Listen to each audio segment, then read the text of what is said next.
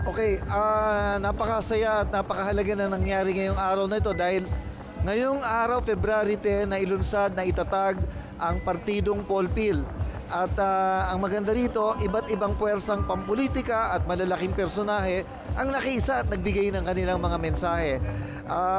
Hindi ko na mabilang, iba't ibang grupo, nandiyan ang Bukluran ng Manggagawang Pilipino, ang Bayan Muna, ang grupong Makabayan, at syempre, maski ang grupo ng Aksyon Dapat nila Nani Braganza ay nakiisa rin.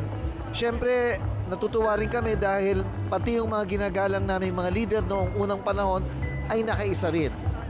Itong mga darating na araw, maglituloy na maglulunsad ang Polpil, ang mga asembleya sa bawat region at mga probinsya.